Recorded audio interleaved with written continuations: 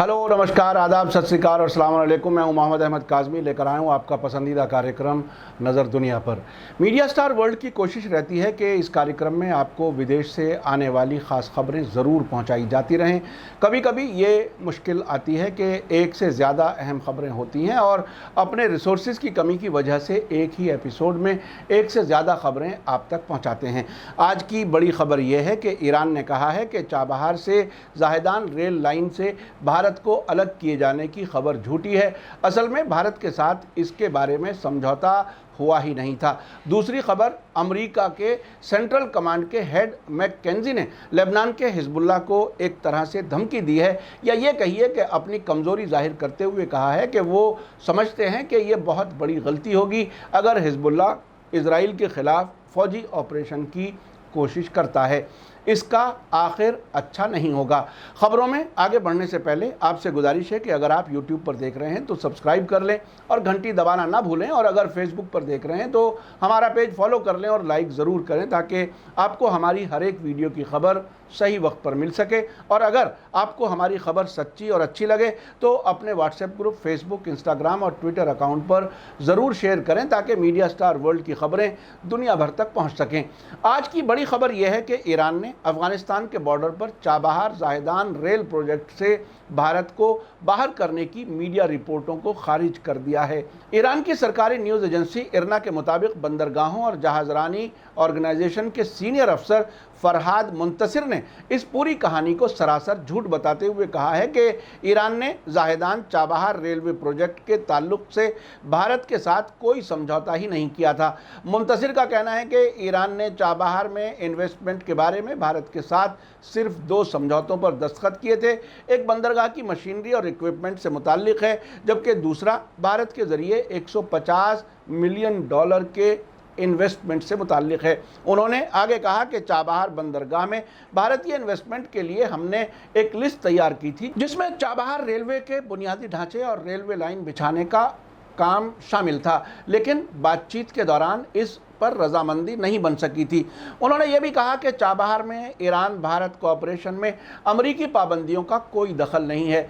आपको याद दिला दूं कि अंग्रेजी अखबार द हिंदू की पत्रकार सुहासिनी हैदर ने भारत और ईरान की सोर्सेस का हवाला देते हुए कहा था कि ईरान, भारत और अफगानिस्तान के बीच चाबहार बंदरगाह के विकास के लिए 2016 में हुए समझौते के हिस्से के तौर पर चाबहार जाहिदान रेल लाइन बिछाने का काम भारत के कमिटमेंट का हिस्सा था, और अब ईरान ने भारत की तरफ से फंड्स मुहैया न किए जाने की वजह से होने वाली देरी के कारण ईरान ने अपने नेशनल डेवलपमेंट फंड से $40 करोड़ खर्च करके 628 किलोमीटर लंबी रेल लाइन खुद ही बनाना शुरू कर दी है।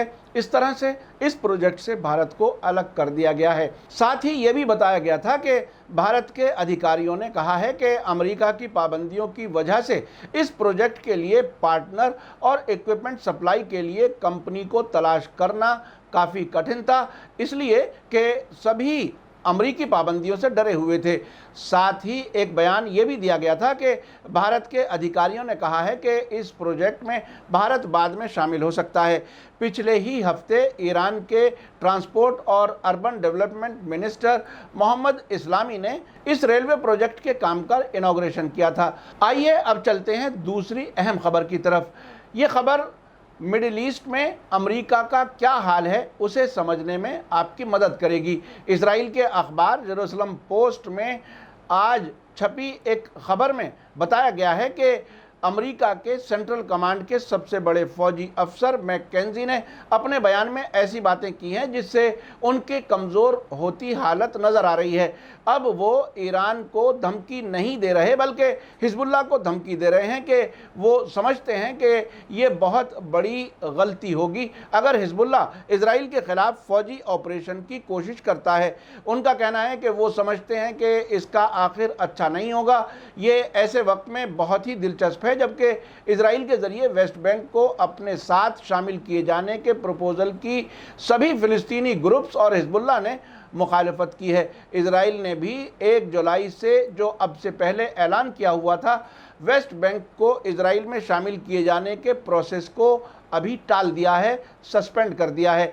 जेरूसलम टाइम्स के मुताबिक अमेरिका की सेंट्रल कमांड के सबसे बड़े फौजी अफसर मैकेंजी ने इस हफ्ते मिडिल ईस्ट के कई मुल्कों का दौरा करने के दौरान एक ब्रीफिंग में हिजबुल्लाह को यह धमकी दी और ये कहा कि इसका अंजाम अच्छा नहीं होगा।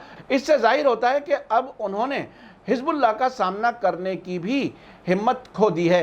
अखबार के मुताबिक मैकेंजी ने लेबनान, सऊदी अरब, इराक, बहरीन, जॉर्डन, कतर और कुवैत का दौरा किया है। इस मौके पर मैकेंजी ने सीरिया और पूरे इलाके में ईरान के साथ जारी तनाव का भी जिक्र किया। फरवरी के बाद मैकेंजी की मिडिल ईस्ट के मुल्कों की ये पहली यात्रा है। अमेरिका और ईरान के बीच बढ़ते तनाव के दौरान उन्होंने पिछले साल नवंबर में इजराइल का दौरा किया था। फरवरी से इराक में अमरीकी फौजों ने इराकी ग्रुप्स के जरिए बार बार रॉकेट हमलों का सामना किया है। आपको याद होगा कि जनवरी के शुरू में जब ईरान के कमांडर कासिम सुलेमानी और ईरान के कमांडर अबू मेहदी अल मुहंदिस को ड्रोन के जरिए अमेरिका ने मारा था, उसके बाद इराक में अमेरिका की एम्बेसी और उनकी फौज के छावनियों पर कई हमले हो चुके हैं। मैकेंजी ने यह भी बताया कि मुझे ईस्ट और साउथ सीरिया में अमरीकी फौजियों से मिलने का भी मौका मिला। इस दौरे में वे इराक के नए प्राइम मिनिस्टर मुस्तफ़ा अल काज़मी से भी मिले। उनका कहना था कि मेरे लिए इस इलाके का दौरा करना बहुत अहम था, क्योंकि सब कुछ सिर्फ एक वीडियो कॉन्फ्रेंस पर नहीं देखा जा सकता और मुझे लगता है कि आमने सामने की मुलाकात बहुत अहम होती है। मैकेंजी ने लेबनान का दौरा ऐसे वक्त में किया है जबकि हिजबुल्लाह और अमरीकी एम्बेसी के बीच काफ़ी तनाव है। लेबनान की हाई कोर्ट ने हाल ही में अमरीकी एम्बेसडर डोरोथी शिया को कहा है कि वो लेबनान के अंदरूनी मामलात में दखल न दे। उन पर 1 साल तक मीडिया को इंटरव्यू देने पर भी रोक लगाई गई है और कहा गया है कि अगर किसी मीडिया हाउस ने उनका इंटरव्यू छापा तो उस पर भी भारी जुर्माना लगेगा। अमरीकी एम्बेसडर ने हाल ही में कहा था कि लेबनान की फाइनेंशियल मुश्किलात की वजह हिजबुल्लाह है। इस पर वहाँ की फॉरेन मिनिस्ट्री ने भी एतराज़ किया था। हाल ही में ईरान में नातांज न्यूक्लियर फैसिलिटी पर धमाके के बारे में अमरीकी जनरल ने कहा कि वो ये नहीं बता सकते कि वहाँ क्या हुआ है। साथ ही उन्होंने कहा कि सीरिया में अमेरिका ISIS यानी दाइश मुखालिफ कैंपेन में सीरिया के डेमोक्रेटिक फोर्सेस की मदद करना जारी रखेगा। इस मौके पर अमरीकी फौजी कमांडर ने कहा कि अमेरिका सीरिया में फरात नदी के पूरब में अपने सहयोगियों के साथ वहां के लोकल सिक्योरिटी फोर्सेस को तैयार करने के लिए बहुत मेहनत से काम कर रहा है। हमारी कोशिश है कि वहां लोकल लोग आतंकवाद को रोकने के लिए मजबूत हो जाएं। यहां आपको बता दूं कि इंटरनेशनल कानून के तौर पर अमरीकी फौजी कमांडर ना तो सीरिया की सरकार के मेहमान थे और ना ही उन्होंने सीरिया जाने के लिए वीज़ा हासिल की थी। इस तरह से उनका सीरिया का दौरा गैर कानूनी था। इस दौरे में उनकी हैसियत एक काबिज फौज के अफसर की थी। यहाँ ये बड़ा सवाल उठता है कि क्या कभी अमेरिका किसी गैर मुल्की फ़ौज या फौजी कमांडर को अपनी ज़मीन पर मर्जी के खिलाफ कदम रखने की इजाज़त देगा। इसी बीच सीरिया की राजधानी दमिश्क से खबर है कि सीरियाई फ़ौज ने ऐसे 3 टेररिस्ट गिरफ्तार किए हैं जिन्होंने मीडिया से बात करते हुए कहा है कि उन्हें अमेरिका ने टेररिज्म की कार्रवाई करने और जासूसी करने के लिए ट्रेनिंग दी थी। वे एक अमेरिका की सपोर्ट वाले टेरर ग्रुप के मेंबर हैं और उन्हें रक्का में जासूसी के मिशन पर भेजा गया था। सीरियाई फौज ने तीनों आतंकवादियों को पालमिरा शहर के नज़दीक मीडिया के सामने पेश किया है। तीनों का कहना था कि उनका ताल्लुक़ सीरिया के अल तनफ में मौजूद अमरीकी फ़ौजी अड्डे के ज़रिए चलाई जा रही रेवोल्यूशनरी कमांड फ़ौज से है। तीनों टेररिस्ट ने बताया है कि वे अल तनफ से मोटरसाइकिलों पर सवार होकर जासूसी के मिशन पर रक्का के इलाके मंसूरा पहुंचे, जहां उन्हें ईरानी, रूसी और सीरियाई फौजी ठिकानों के बारे में जानकारियां इकट्ठा करनी थी। उन्होंने सीरियाई फौजी चौकियों और गश्त करने वाले सिक्योरिटी फोर्सेस की निगाहों से बचने के लिए हाईवे का इस्तेमाल करने से परहेज़ किया, लेकिन उन्हें गाइड करने वाला स्मगलर गलती कर बैठा और उन्हें बारूदी सुरंगों वाले इलाके की तरफ ले गया, जहां बारूदी सुरंगों की चपेट में आकर इस आतंकवादी ग्रुप का खास कमांडर और एक आतंकवादी मारा गया। इसके बाद 5 टेररिस्ट में से बचने वाले 3 जल्द ही सीरियाई सिक्योरिटी फोर्सेस के हाथ लग गए। सीरियाई फौज ने टेररिस्ट के पास से हथियार, ड्रग्स और पैसे जब्त किए हैं, जिन्हें पत्रकारों के सामने पेश किया गया। सीरियाई फौज ने बारूदी सुरंगों की चपेट में आने वाली 2 मोटरसाइकिलों का मलबा भी बरामद कर दिया है। आपने देखा कि अमेरिका किस तरह से आतंकवाद को ख़त्म करने के बहाने सीरिया में आया था और क्या कुछ कर रहा है। मेरा तो शुरू से ही ऐसा यकीन है, जिसके पीछे बहुत सबूत और बयानात हैं, जिसकी बुनियाद पर कहा जा सकता है कि सीरिया और इराक़ में अमेरिका, इजराइल और सऊदी अरब ने ही टेररिस्ट दाइश और दूसरे ग्रुप्स की मदद की थी, जिसके बारे में दबे लफ्ज़ों में अमरीकी फ़ौजी कमांडर मैकेंजी ने भी इस बार भी इशारा किया है। उन्होंने ये भी बताया है कि वो लोकल लोगों को बशार अल-असद सरकार के ख़िलाफ़ संघर्ष जारी रखने के लिए तैयार करने की मेहनत कर रहे हैं।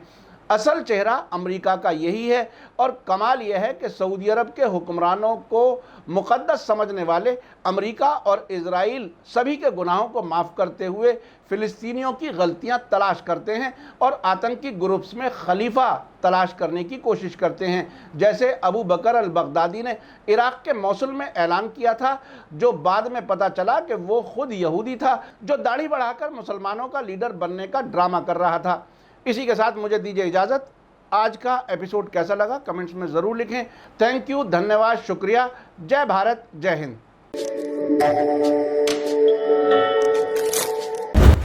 मीडिया स्टार वर्ल्ड के और वीडियो देखने के लिए हमारे चैनल को सब्सक्राइब करें और सीधे नोटिफिकेशन पाने के लिए बेल आइकन दबाएं। और अगर हमारी खबर सच्ची और अच्छी लगे तो अपने व्हाट्सएप, इंस्टाग्राम, फेसबुक और ट्विटर अकाउंट पर ज़रूर शेयर करें।